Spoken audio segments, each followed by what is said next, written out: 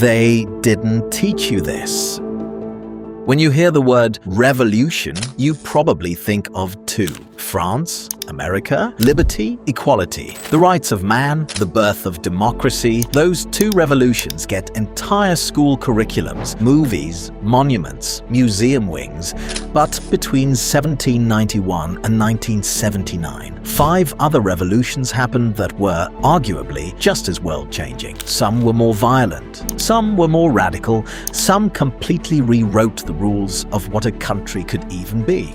And almost none of them made it into your history class. Not because they weren't important, because of who led them and who they threatened. 5 revolutions, 5 stories the West didn't want to tell.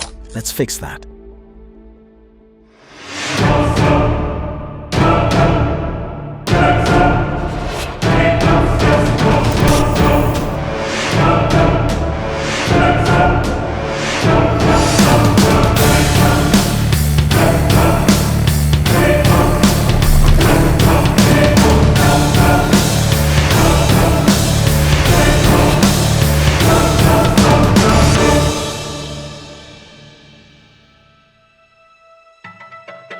Revolution number 5.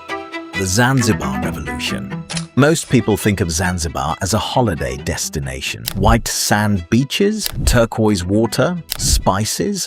What most people don't know is that in January 1964, just 1 month after gaining independence from Britain, Zanzibar experienced one of the fastest and most complete political revolutions in modern African history. For over a century, Zanzibar had been ruled by an Arab elite descended from Omani settlers who had relocated their sultanate there in the 1840s to control the spice trade and what was one of the world's most active slave markets. The Arab minority, roughly 17% of the population, controlled the land, the economy, and the government. The African majority, many descended from enslaved people, owned almost nothing.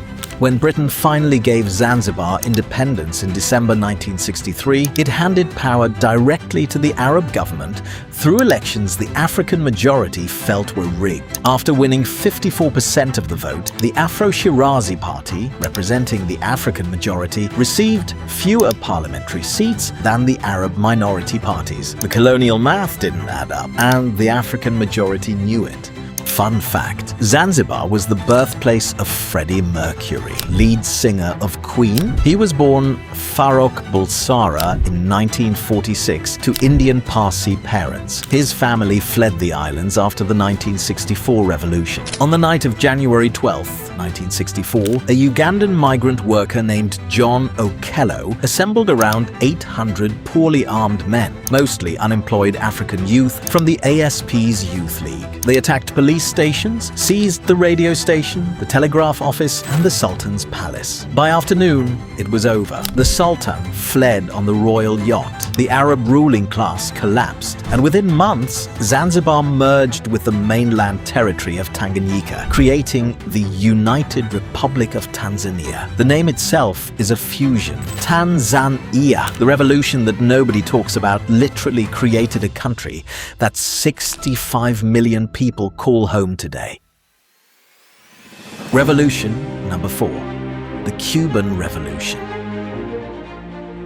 Everything about Cuba feels frozen. The cars, the buildings, the politics, like a country that got stuck in 1959 and never quite found its way out. And in a way, it did, because what happened in Cuba in 1959 sent shockwaves through every government on Earth and froze the island in a particular kind of geopolitical amber. Cuba in the early 1950s was officially a success story. Tourism was booming. American corporations ran its sugar industry, its casinos, its utilities. President Fulgencio Batista, who had seized power in a 1952 coup, was backed by Washington and maintained a close relationship with the American mafia, which ran Havana's famous gambling scene. For wealthy Cubans and American visitors, Havana was paradise. For the majority of Cubans, landless, poor, illiterate, it was someone else's paradise. Fidel Castro, a lawyer from a landowning family who had radicalized at university, tried tried and failed to overthrow Batista in 1953. He was arrested, put on trial, and gave a 4-hour closing argument that ended with the words, "History will absolve me." He was sentenced to 15 years, amnestied after 2, then exiled to Mexico. Fun fact, Castro landed in Cuba with 82 rebels on a yacht called the Granma in December 1956. Within days, Batista's forces had killed or captured most of them. Castro escaped into the Sierra Maestra Mountains with just 12 survivors. He won the revolution from there. From the Sierra Maestra Mountains, Castro's guerrilla campaign built momentum over 3 years. By 1958, Batista's army, demoralized, poorly led, increasingly unwilling to fight, was disintegrating. On January 1st, 1959, Batista fled to the Dominican Republic. The Santiaguans celebrated in the streets. Castro entered Havana 8 days later, and then the United States panicked. Cuba became the first communist state in the Western Hemisphere. The Bay of Pigs, the Cuban Missile Crisis, 13 days in October 1962, when the world came closer to nuclear war than at any other point in history. All of it traceable back to that yacht, those mountains, and those 12 survivors. The Cuban Revolution didn't just change Cuba. It changed how every superpower thought about small countries with revolutionary movements, and it gave an entire generation of leftists across Latin America, Africa, and Asia a model and a hero. Revolution number 3. The Sandinista Revolution. In 1979, a small country in Central America overthrew a dynasty. The Somoza family had ruled Nicaragua for 43 years, 3 generations. Father to son, a family dictatorship propped up by the United States, which kept the Somozas in power because they were anti-communist and compliant. The Sandinista National Liberation Front, named after Augusto Sandino, a Nicaraguan rebel who fought U.S. occupation in the 1920s and 1930s, had been fighting since 1961. For most of that time, they were a small guerrilla movement that barely survived. What changed everything was 1972. A massive earthquake devastated Managua. International aid poured in, and Somoza stole most of it, diverting relief funds into his own pockets while his own people lived in rubble. Even the Nicaraguan business class, which had tolerated Somoza for decades, turned against him. By 1978, it wasn't just the left that wanted Somoza gone. It was the church, the business community, the press, almost everyone. The Sandinistas arrived not as a narrow Marxist faction, but as the military arm of a national coalition that crossed class and ideology. Fun fact: the Sandinistas were named after Augusto Cesar Sandino, who led a guerrilla resistance against U.S. military occupation of Nicaragua from 1927 to 1933. The U.S. Marines eventually left. Sandino was assassinated by the U.S.-trained National Guard in 1934, the same guard that became the foundation of Somoza's power. On July 19, 1979, Somoza fled to Paraguay, where he was assassinated the following year by an Argentine left-wing group. The Sandinistas took power. Washington's response was immediate. Under President Reagan, the CIA funded, trained, and armed the Contras, counter-revolutionary forces who waged a decade-long campaign of violence against the Sandinista government. The Iran-Contra scandal, in which the Reagan administration illegally sold weapons to Iran to fund the Contras, grew directly from this obsession with destroying Nicaragua's revolution. A country with fewer people than London was consuming the attention and resources of the world's most powerful nation, because a revolution that succeeded was a revolution other countries might copy. Revolution number 2. The Iranian Revolution.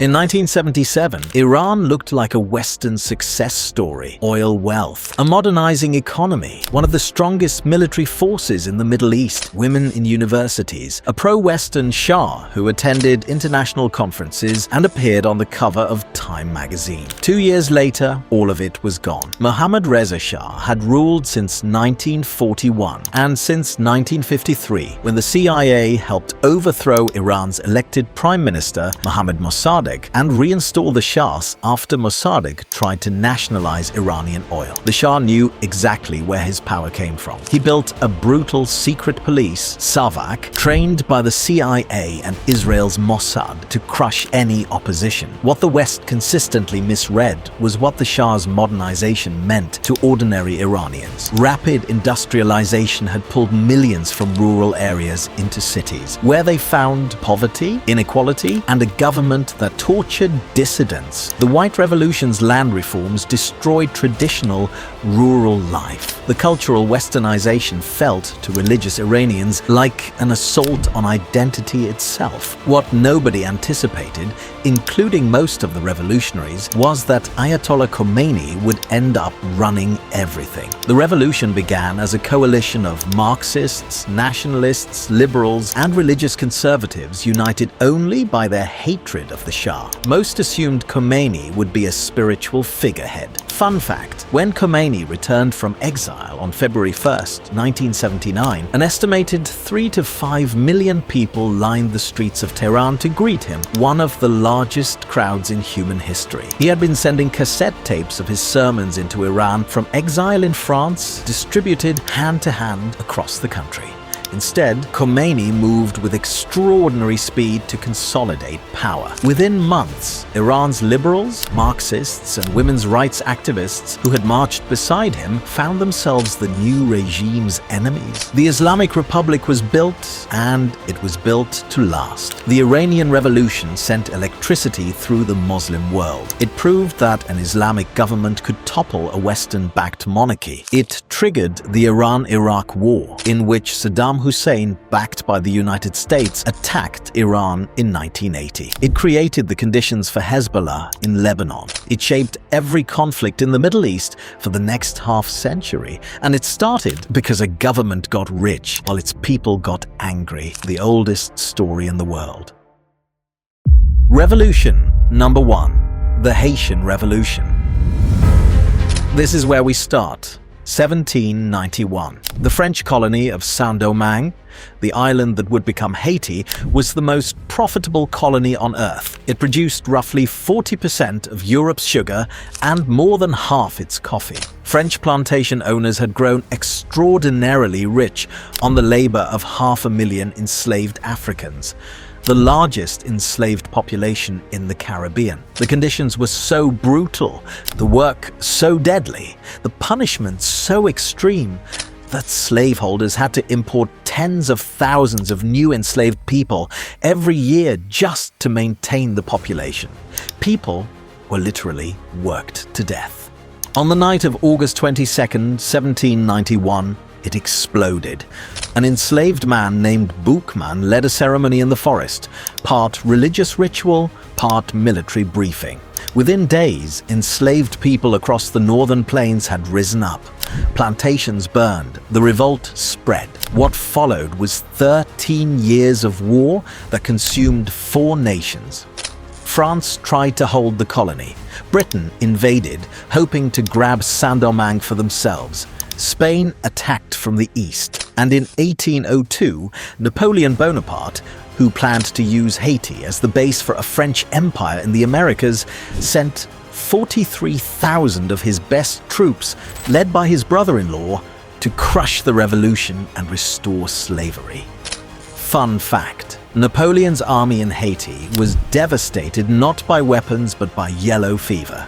Approximately 50,000 of his 63,000 soldiers died, most from disease. The failure in Haiti directly led Napoleon to abandon his American ambitions entirely and sell Louisiana to the United States in 1803 for $15 million. The Louisiana Purchase, which doubled the size of the US, the Haitian revolutionaries won. On January 1st, 1804, General Jean-Jacques Dessalines declared independence and renamed the country Haiti, an indigenous Taino word meaning land of mountains. The first black republic in the world, the only nation in history founded by formerly enslaved people who fought for their own freedom, and then the world punished them for it. France refused to recognize Haiti's independence unless Haiti paid reparations, compensation for the loss of enslaved people and plantations. The sum, 150 million francs, roughly $21 billion in today's money. Haiti accepted in 1825 because it had no choice. The alternative was a French naval blockade. Haiti finished paying that debt in 1947, 122 years of payments to the country that had enslaved them for the crime of winning their own freedom. The United States refused to recognize Haiti until 1862, when the southern slave states that had blocked recognition finally left the Union. The most revolutionary nation on earth didn't want the example of Haiti getting too much attention. Every conversation about why Haiti is the poorest country in the Western Hemisphere has to start here, not with earthquakes, not with corruption, with 150 million francs and 122 years of debt. Why they weren't taught.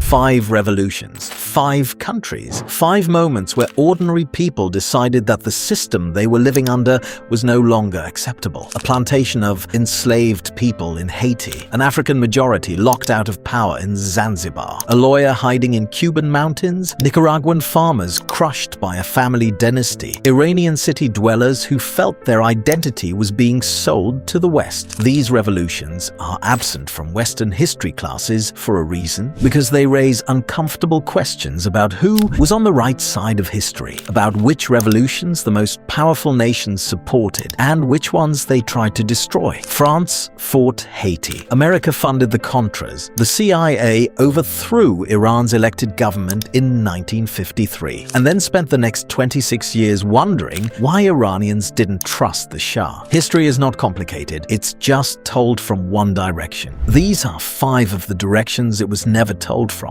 Learn the other side of the map. Next on Chain of Command, the 5 borders that were drawn in an afternoon and are still causing wars today. Subscribe so you don't miss it.